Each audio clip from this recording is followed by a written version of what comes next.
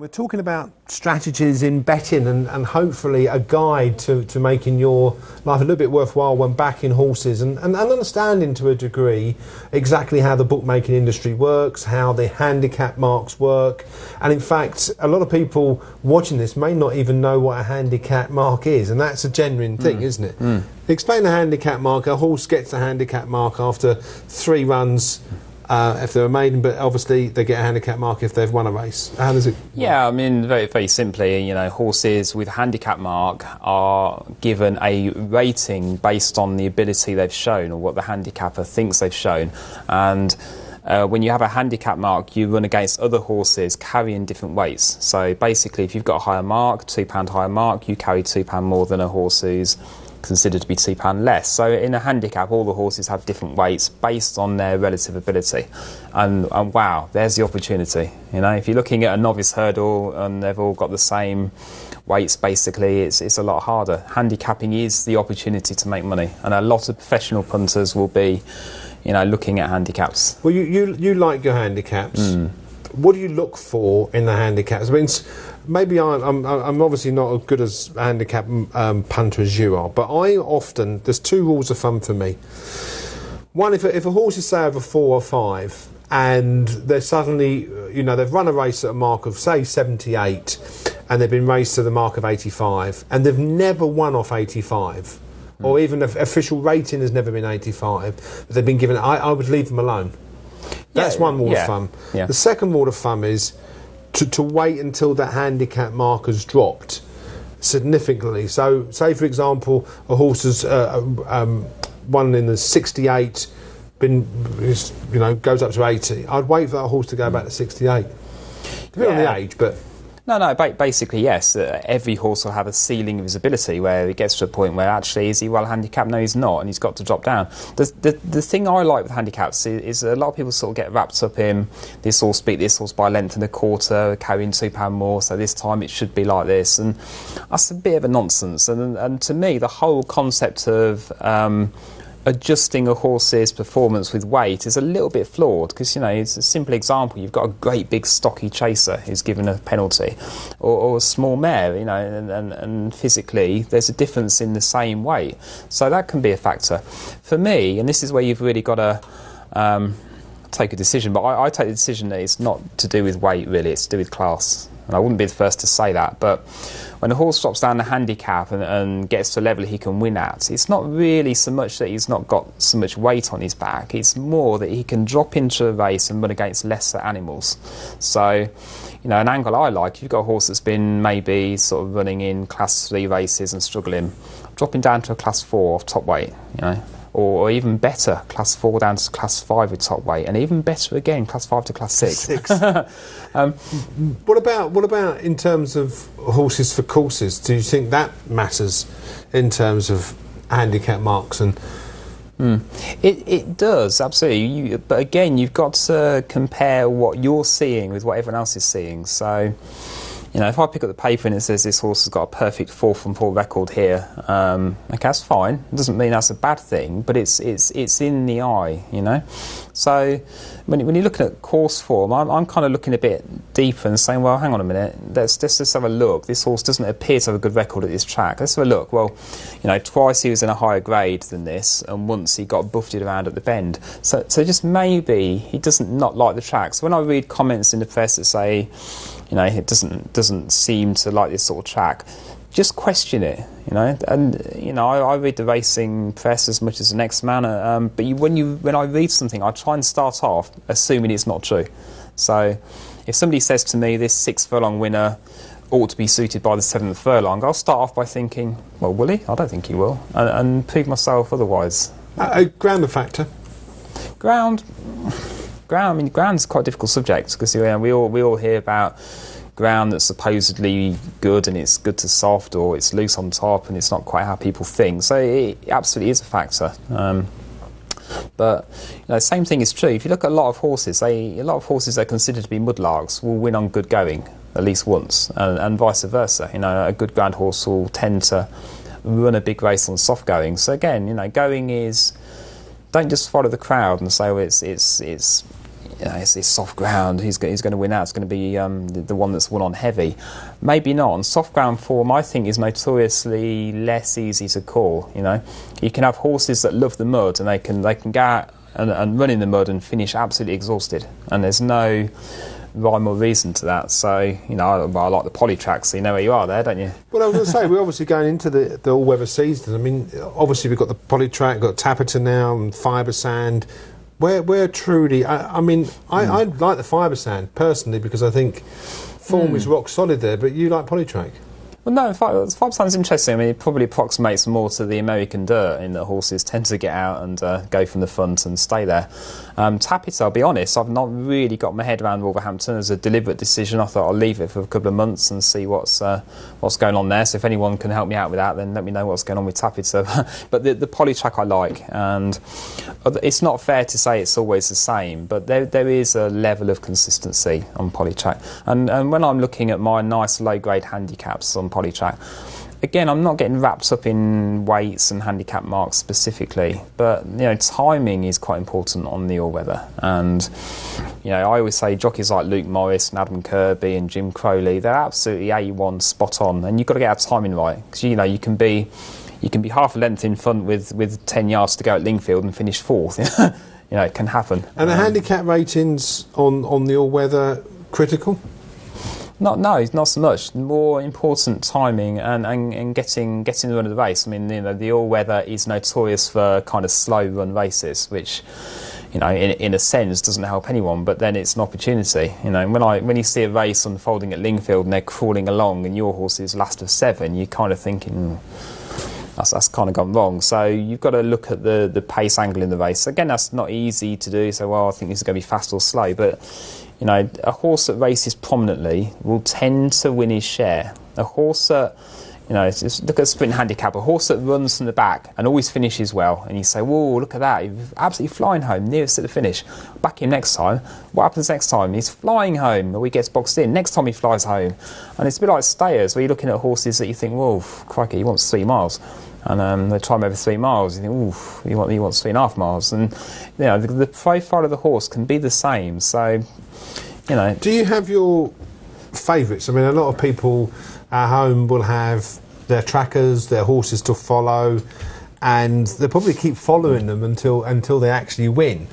And do you think that's a psyche thing? Do you think that's, I remember that, and that's the way that run, and that's the way, I'll keep backing that until it wins. I remember I had one that won Stormwood, but I can't remember the name of it, and I thought, well, I'll keep following it. And it never won. I'll give you an example. No, that's a good example. I mean, I tend to not have horses to follow, because I don't think that's particularly conducive to start the season looking for a horse to follow. Take every day as it comes and be prepared to change your mind. But we've had, obviously, pundits do it different ways. We've got pundits on our show that will stick to their favourites each week. I get that. And then on the other side of the coin, you get people that go, well, hold on a minute, I'm going to look at it this way. No, so I do get that, right because they're right, basically. If I've been watching a race and I've watched all the videos of a horse, watched all the videos, and I'm thinking, you know what, I think I've seen something here. I think he wants the 7th furlong. And it doesn't work, and he doesn't win. But when you see him next time, you still have all that information that you gathered from before. So though he got beaten, maybe, you still have that sort of, all the thoughts you thought are still there. So it might be slightly diminished because he got beat. But no, I do get that. So I don't have horses to follow as a sort of a strategy. But I think, yes, when you spend the time looking through a horse's videos and profiles, you do take it on board, and you can think, well, I don't need to spend 2 hours on that one because I know that, and I liked it last time, and I'm going to like it this time. A lot of people would back a horse for 3 consecutive runs. You see it in the press, back this horse for the next 3 races, and it's not a bad strategy. In terms of betting markets, the majority of the money is spent right near the race itself. Should we create too much importance into early morning gambles? In terms of, the hot pot today, or the horse at 9 o'clock has gone down from 26.0 down to 6.0 on the exchanges. Is there a relevance to that at all? There is. Obviously, we sometimes it can be genuine. I mean, I picked Bluegrass Blues, one of my big ones on Saturday, and it was 10 to 1 when I saw it, and I thought it was a massive price. And I didn't know what price it was actually when it won, because I was on the train, but it turns out it was 11 to 4, and it had been gambled. Obviously, Connections suspected he was fit and well, but sometimes it can be a bit self-perpetuating. So if a leading, we all know something like Pricewise on a Saturday tips a horse, it becomes self-perpetuating. And the fact that it's decreasing in price actually means nothing at all, because that's just the result of a media tipster. So when I've seen horses on the exchanges, you think, well, it's got absolutely no chance of winning at all. There is an early morning gamble. I mean, I'd love to know why this is. There's quite often you see an early morning gamble, and it will be backed in from, say, 8 to 1 into 9 to 4 by about lunchtime. And then on course it drifts again. So what is that? The on-course layers maybe haven't got the liabilities, so the off-course firms have maybe got theoretically stung at 20 to 1 downwards, and they obviously don't want to take any more money. But the bookmakers on course won't have those liabilities. So if they are starting from scratch, they can afford to, take a bit of money on it. And I think the problem with gambles is you can get sucked into a gamble and just think, because the horse is being backed, so I must jump on it. It's probably too late. You should have seen it before. If you've now seen it 9 to 4 when it was 20, is it too late? And B...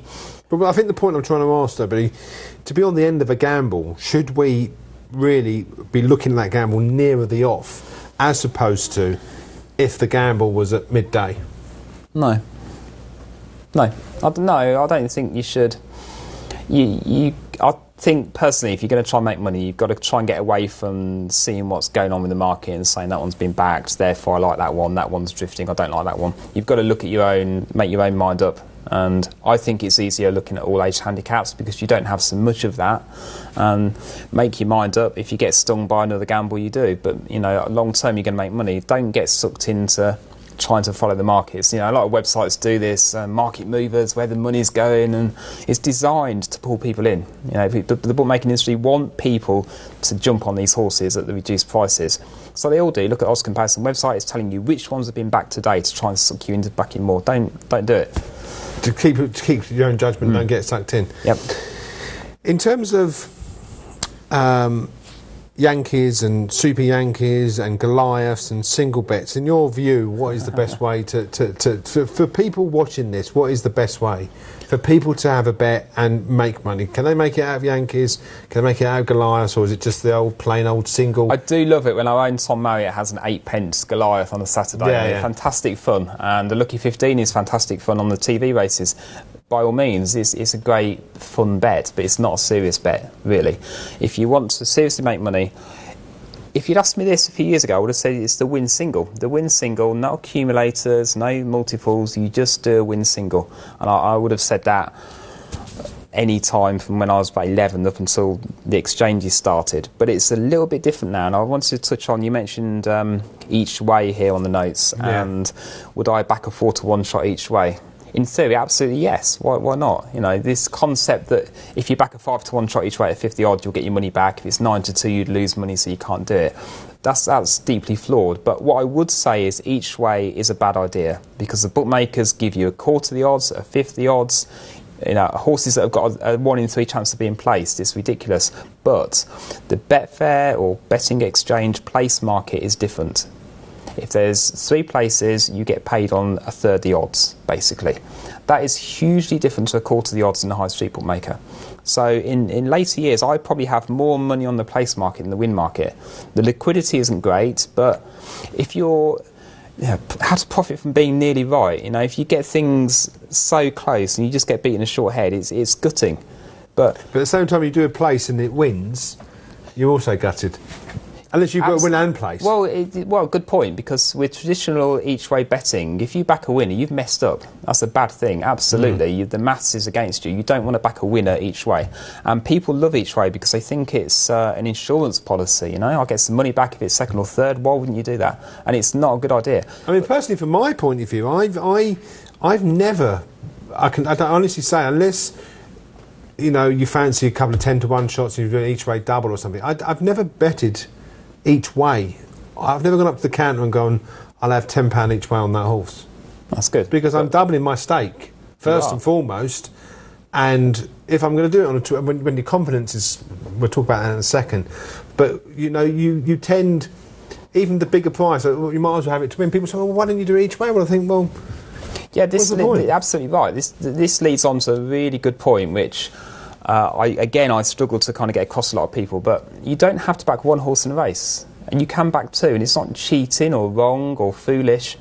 If you back 2 33 to 1 shots in a race, it's the same as backing 1 16 to 1 shot. If you back 2 4 to 1 shots in a race, it's a 6 to 4 shot. Exchanges. I don't know what you think. When I was betting quite a bit, I tended to go on the exchanges. Yes. And balance up the fact. Well, I like 2 horses here, and I really will try to get the best on the 2 horses here without the favourite. If I didn't fancy the favourite, 6 to 7 to 1 shot. And you think, well, hold on a minute, and would you have the same amount on each one, or do you do what I did, in as much that the one that you slightly preferred, you'd go a little bit higher than the other one? So if you had 6.6 and you really like that one, and the 7.4, you just put a little bit on that one.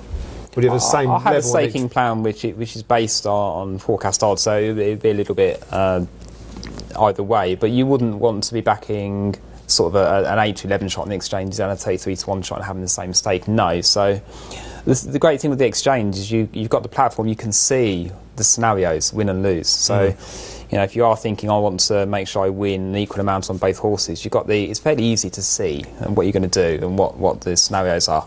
So yes, I agree, and I think because of that reason, people maybe are more open to the idea of backing 2 or 3 in a race on a betting exchange rather than coming out the high street bookmaker holding 3 slips, because people do seem to think that's the wrong way of doing it. But on the exchanges, but there is nothing wrong with doing it. If you look at a European roulette wheel, which I tweeted in the week, you've got 37 possibilities, 37 run a race, but you can also back black or red, or even odd, or this third, that third.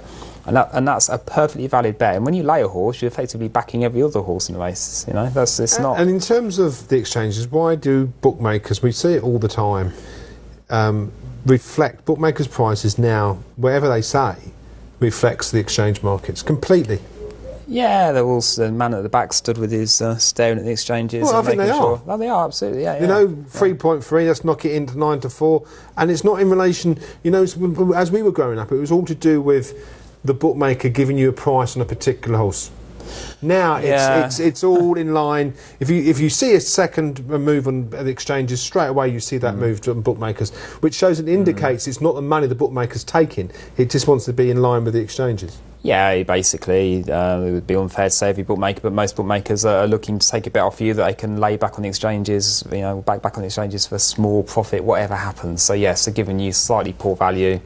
They've got the exchange there, they can make sure I don't win or lose. Well, they say I don't lose, they win a small amount, basically. It's a shame because, the day of the fearless bookmaker sort of chalking up the prices, and I can remember when I started betting, you'd go up and down the line, and there'd be quite a big difference in the odds, and you'd barge people out of the way to get your money on. And nowadays, people are queued up. Because there isn't that much difference on odds checker, is there? No. I understand that. Sometimes there is. It all depends what kind of race you're going for. But you can't go back, and because the exchanges are there and the money moves in the way it does, that is always going to be the case now. We're not going to see the sort of traditional old-fashioned bookmaker with his chalk taking a proper view anymore. Okay, well, we've got less than a minute to go. Just what's the one bit of advice that you would give to people wanting a bet?